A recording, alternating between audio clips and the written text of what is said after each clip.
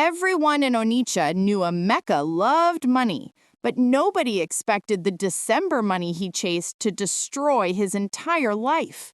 What he carried in that mysterious black bag shocked the whole community. Emeka was an ordinary young boy in Onitsha, known for his sharp mouth, fast legs, and hunger for money. While other boys waited for school holidays to rest, Emeka only waited for December. To him, December was not a month, it was a season of miracles. Rich uncles returned from abroad. Big men sprayed money at weddings. Traders rushed to buy goods. Money flowed everywhere, and Emeka believed he deserved his own share, by any means necessary.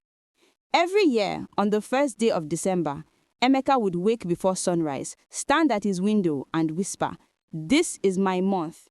He would then rush to main market where he worked as an errand boy for different traders. The tips he collected during the season made him feel like a small king.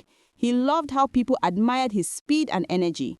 He loved how his pockets jingled with coins, but the more he earned, the more he wanted. But this December would be different. Rumors were already spreading across the market. People whispered about missing boys, strange visitors, and men who grew suddenly rich overnight. Emeka ignored everything. He believed nothing could stop him from making the biggest money of his life. He didn't know that greed had opened a door he would soon wish had remained closed forever. And December, the month he worshipped, was coming for his soul. One hot afternoon, as Emeka ran errands between shops, he noticed a tall, dark-skinned man wearing a long red cap that covered his eyes. The man stood at the entrance of the market, unmoving like a statue. People passed him without greeting. Something about him felt wrong. But when Emeka approached, the man's head lifted slowly, as if pulled by invisible strings.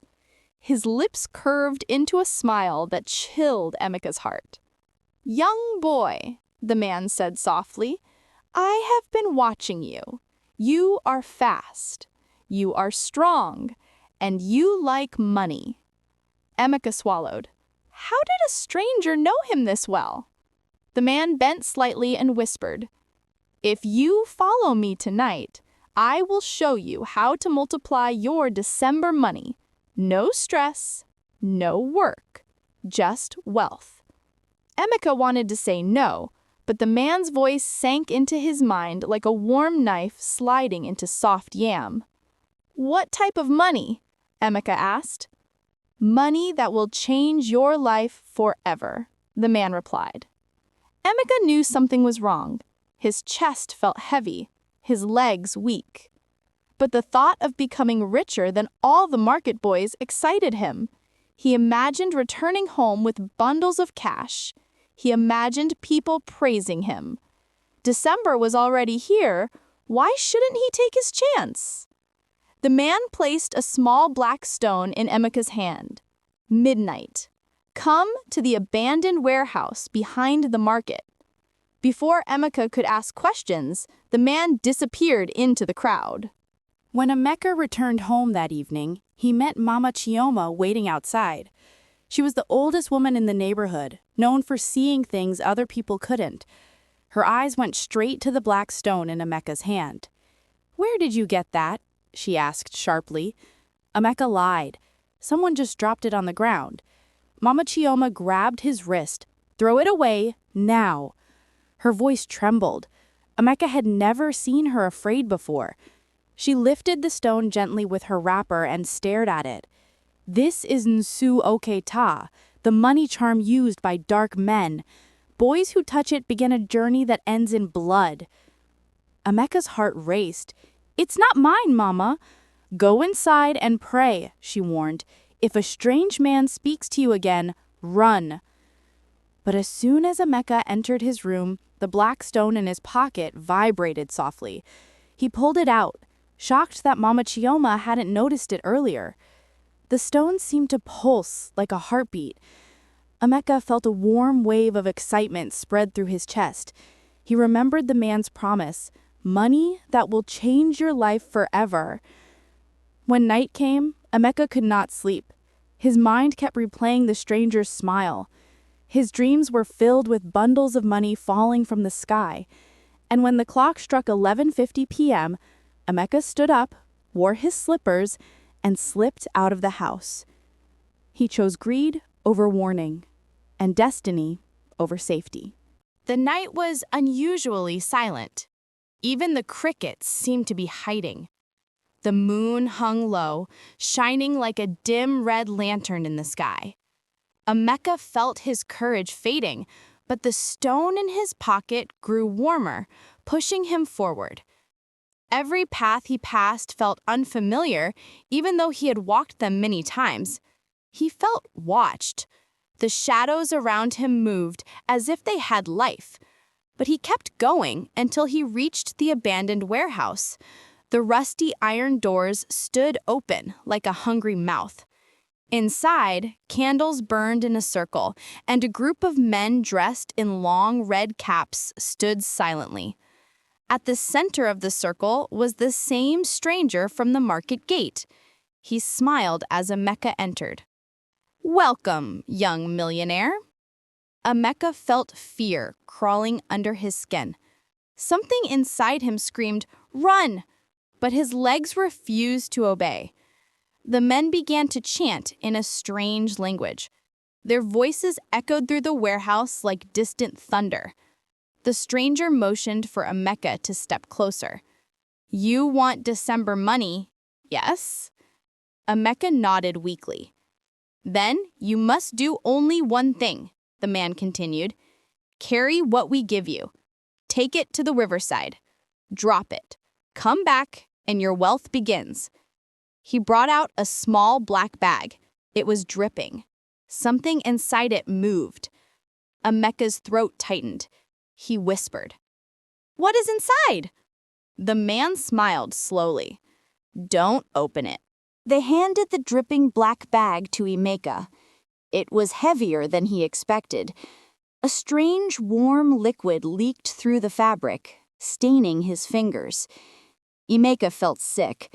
He wanted to drop the bag and run, but the men stood around him, forming a tight circle. "Remember," the stranger said, "go straight to the river. Do not open it. Do not look back." As Emeka stepped outside, the cold air hit him hard. He walked quickly through the quiet streets, clutching the bag tightly. Every swallow felt like swallowing stones. The bag became heavier with every step, dragging his arm down. Halfway to the river, a voice whispered behind him, "Emeka."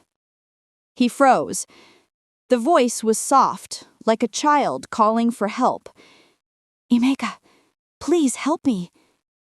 Emeka's eyes widened. The voice was coming from inside the bag.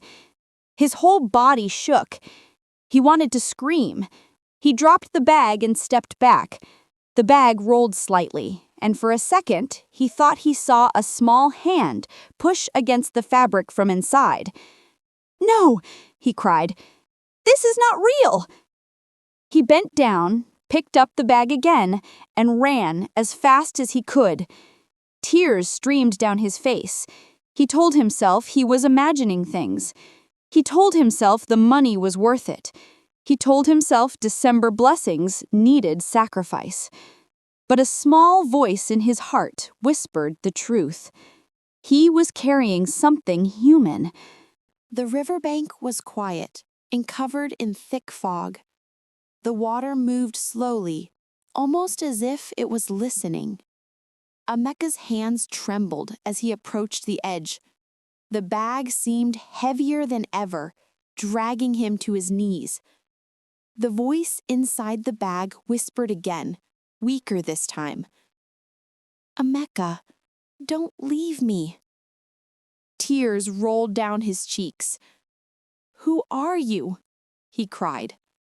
There was no reply, only the soft thumping sound from inside the bag, like a weak heartbeat. Emeka closed his eyes and pushed the bag into the water. It sank slowly, disappearing into the dark river.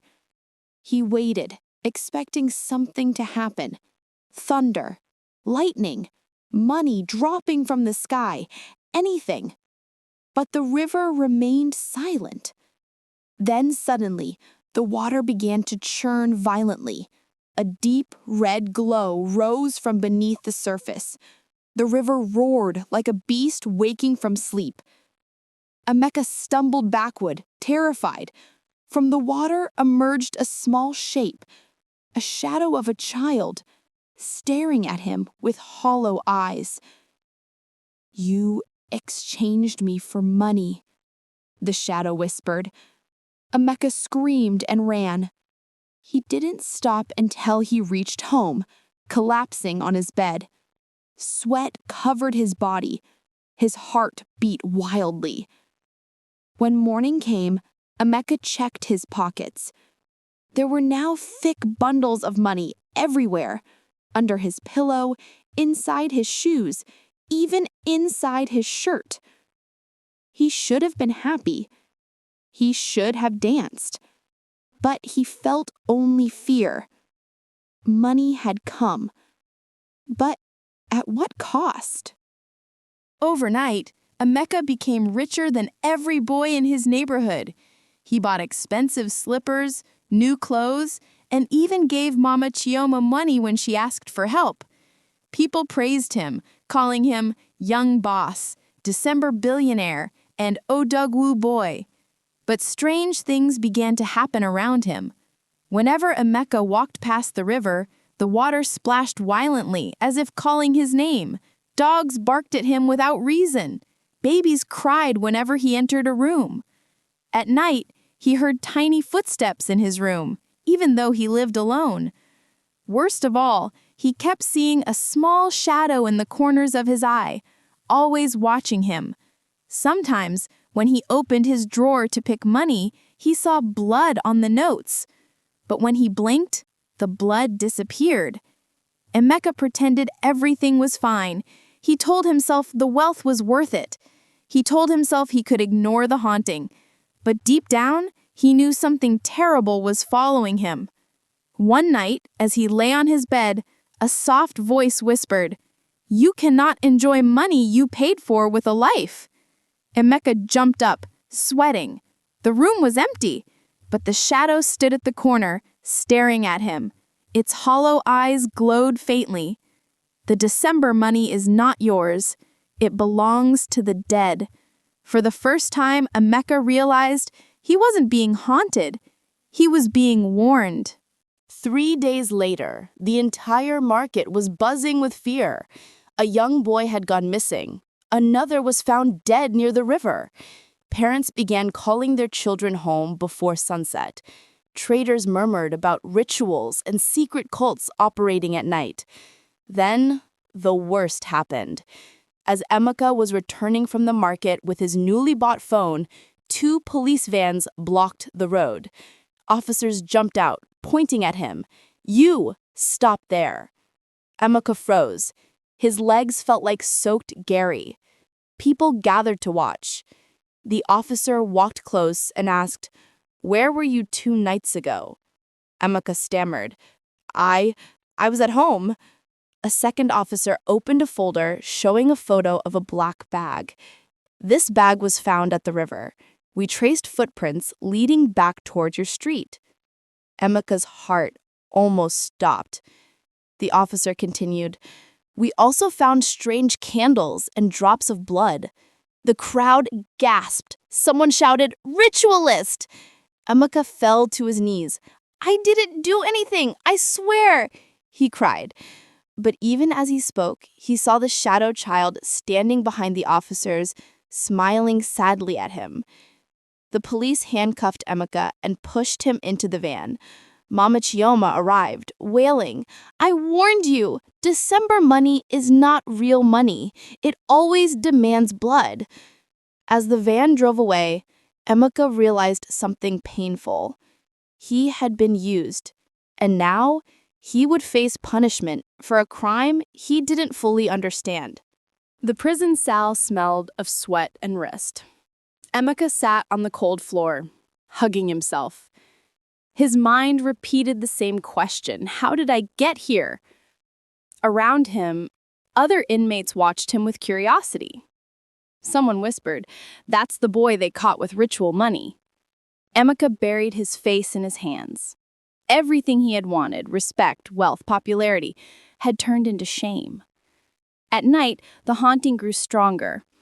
Emeka heard the soft voice of the shadow child whispering through the bars. "You carried me. You dropped me in the river." Emeka cried, "I didn't know. I didn't want this." The shadow sat beside him, its form flickering like smoke. "You wanted money more than life. You ignored warnings. You accepted the bag. Now the debt must be paid." Emeka couldn't breathe. His chest felt tight. "Please forgive me," he begged. The shadow tilted its head. "Forgiveness is not mine to give, but truth is." Suddenly, the shadow touched his forehead. Images flashed, children trapped in that warehouse, their lives taken for money rituals, all controlled by the strange man. Emeka saw everything clearly. He wasn't the only victim. He wasn't the real monster. He was just another pawn in a dark game. When the shadow disappeared, Emeka whispered, "I will tell the truth, even if nobody believes me." The next morning, Emeka demanded to speak to the police commissioner. The officers laughed at first, thinking he wanted food or water, but the intensity in his eyes made them take him seriously. When the commissioner arrived, Emeka told everything, from the man in the red cap to the black bag, the chanting warehouse, the voice inside the bag, and the strange river glow. The officers stared at him in shock. Some crossed themselves, others whispered in fear. But one officer, Inspector Dyke, stepped forward. "This boy is telling the truth." Everyone turned to him. "I have been investigating that red-capped group for years," Dyke said. "Young boys go missing every December, but we have never caught any of the men. They operate like ghosts." The commissioner frowned. "So where is this warehouse?" Emeka drew a map on the floor with his finger. "Behind Main Market, the last building beside the old container yard." Immediately, officers were sent to search the place. Hours later, they returned, shaken and terrified. Inside the warehouse, they found black candles, dried blood on the ground, strange symbols on the walls, and several small shoes belonging to missing children. But the men in red caps were gone. Not a single trace of them remained. Inspector Dyke turned to Emeka. "You were used, but you are also the only witness we have." Emeka felt a small spark of hope. Maybe this was his chance to make things right. With Emeka's help, the police formed a secret task force. Every night, they scanned the markets, riverbanks, and old buildings, looking for signs of the red-cap ritualists. Emeka joined them, even though he was still scared. He wanted redemption. One night, while crossing the river path, Emeka felt a chill in the air.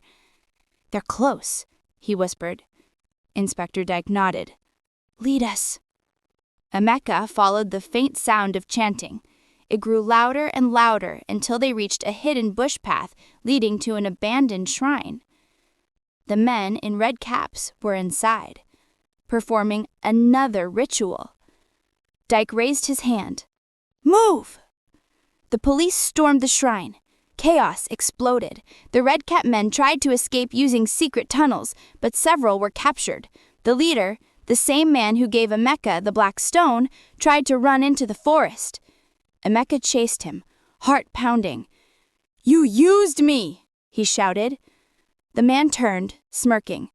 "You wanted money. I only opened the door." Just as the man lifted a charm to disappear, the shadow child appeared behind him. The air grew cold. The man froze in fear. "No more blood," the shadow whispered. The charm exploded in the man's hand. He collapsed, screaming. The police rushed in and arrested him. For the first time in weeks, Emeka felt a wave of peace wash over him. Justice had begun. The next day, Emeka was released from custody. The police declared him a witness, not a suspect. People in the market apologized for judging him too quickly. Mama Chioma hugged him tightly, tears running down her cheeks. But Emeka didn't feel like celebrating. He had seen too much. Darkness, greed, death, and the price of easy riches. He returned the money he had left, every single note. He didn't want anything connected to the ritualists' evil. One evening, as Emeka stood by the riverside, the shadow child appeared one last time. "You chose truth," it said softly. Emeka nodded. "I'm sorry for everything." The shadow smiled faintly. "Your life is yours again. Use it well." Then it faded into the night. Emeka walked home with a new heart. He returned to his small market jobs, working honestly.